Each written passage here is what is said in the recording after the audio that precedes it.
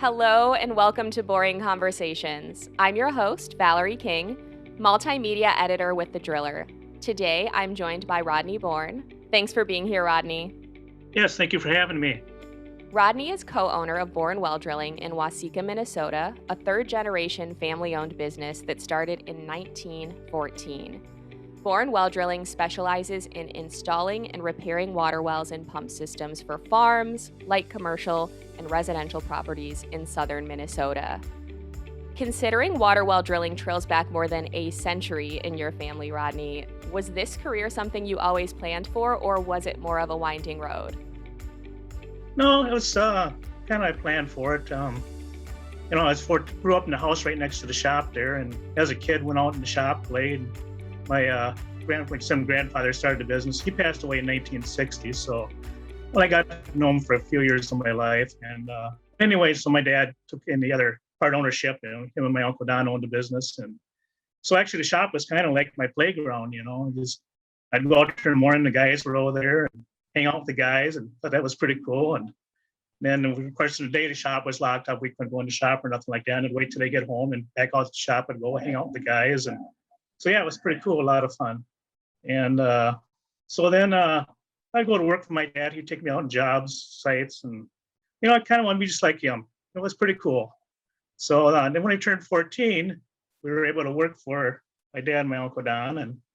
And so I started working for them during the summers. And so during my high school years, I worked for them.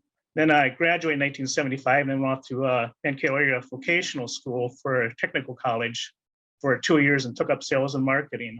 I pretty much knew the drilling end of it, what to go on there, but the business end really didn't know much about that. So that's why I thought maybe sales and marketing, a little more about the business end of it would be a good idea. So I kind of planned, and I did graduate from Mankato Area Vocational School in 77, and then went on working for my dad and uncle. And also had a cousin, Dennis. He was involved. He was 5 years older than me, and he pretty much followed the same track that I followed. He graduated from high school and went on to college. He went 4-year degree in geology. And so him and I were working for our dads, and it was a lot of fun work there. And then eventually my dad passed away in 2003. He passed away, and he was 13 years younger than my uncle Don. So my uncle Don, he was still alive yet. So, and actually my uncle Don and I, we were co-owners of the business for a short time. And then I think it was probably around 2011, 12, summer, not really sure, summer's in there. He decided to retire. He was getting close to 90, and he decided it was time for him to step out. So he worked till he was 90 years old. Wow. So then my cousin Dennis, he took over as the co-owner. So Dennis and I have been owners of the company since then. So yeah, it's been pretty good. That is what I would call a family business through and through. Yeah.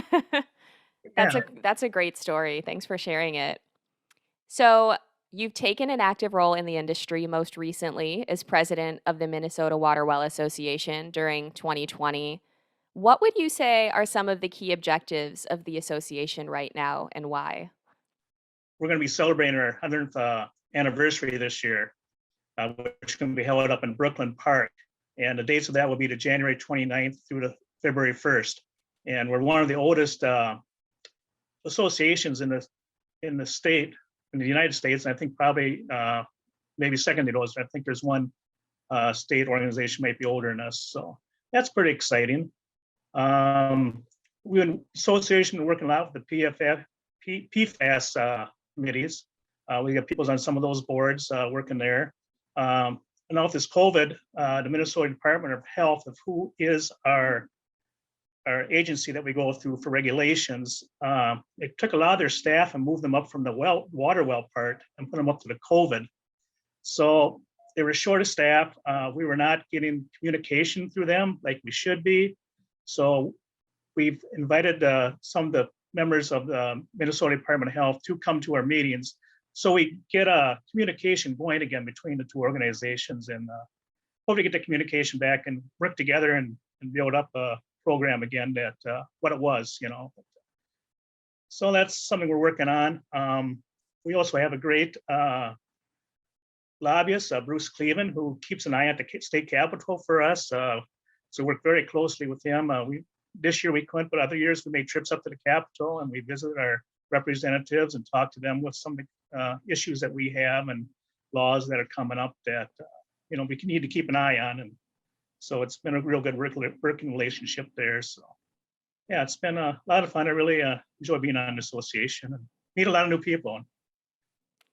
That's awesome. I did not realize that you guys were approaching 100 years. So congratulations on that.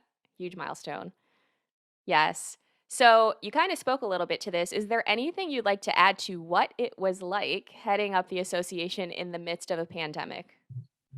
I like being the president in the background. You were there, but we're not out in front or nothing. And but we were able to hold our quarterly meetings.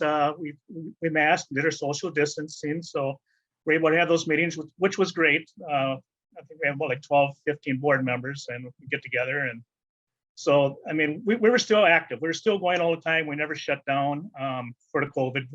We kept our members informed. We have a newsletter comes out every 2 months. Newsletter comes out, so keep everybody informed what's going on there. And but then we also have our annual convention, which is held in January. And so this year we're not able to hold that convention because of the COVID laws of the state of Minnesota prevented us from doing this. So, and that's where we get our continuing education. Every year we need 6 continuing ed credits for the state of Minnesota through the Department of Health, which is a regulatory for the well drilling. And so we're not able to have those continuing education credits. So we talked with the National Groundwater Association, and they have what they call this a university, and it's an online course. So we were able to set up some courses with them so our members could get their credits through the National Groundwater Association, sponsored by the Minnesota Waterwell Association. They could get their continuing ed credits to hold their license for the next upcoming year. So it was pretty neat the way that all worked out. So back to Born Well Drilling. Just to give us a sense of the business, how big is your team and what does your drilling equipment fleet include? Well, right now we're pretty much like everyone else, with labor. We're short of labor. We did lose one guy to COVID. He came down with COVID and he had some after effects on it where he was able to work again. And so he was not able to come back to work. Sad to say, the guy, his lifestyle totally changed. I feel sorry for the guy. So we've been trying to hire some people, and we did hire a new guy here a couple of weeks ago. And man, I can tell you, it's really made a big difference getting the workload off, because we're just down to Dennis and I and one other guy, and 3 of us trying to run out, that equipment and everything. It takes quite a bit. And, we got 2 Garner Denver well rigs. Dennis runs one well rig, and I run the other one. And then we usually like to have a guy with us on each of those rigs, and then it's nice to have one other guy to kind of do the service work. So yeah, we're looking for one more guy, which would really be nice. And like I said, we have 2 Garner Denver 1500 well rigs. We got 5 T-Smeals. We got 3 of those, and then we have 2 backhoes and a case trencher, and then we got the water trucks and all the other equipment for support equipment and stuff. So yeah, we got a lot of equipment there. If you just need the people to run everything, And then we got a girl, Karen. It's our office girl in the office, and she's there in the morning from 8 to noon. She answers the phone calls, does the payroll, and does the bookkeeping. And without her in there, we couldn't do it at all. But so yeah, keeps us busy, and we've been just super busy and trying to keep up, and it's been tough, but we're making it work. Yeah. So my next question is, how would you describe your role as co-owner? And I was curious as to how much you were involved in the field. It sounds like you are definitely involved on the field end, but if you could elaborate on the role you play in the business. Yeah, Dennis and I, we take equal roles in the business. We're both in the office. We go out and see customers. We do the estimating. Like I said, he runs one well rig and I run the other. So he's got guys with us, So yeah, it's pretty much even keel between the 2 of us, and we pretty much run the whole show, basically. We're a small business, and so. So Story time. What would you say is your most memorable water well installation project and why?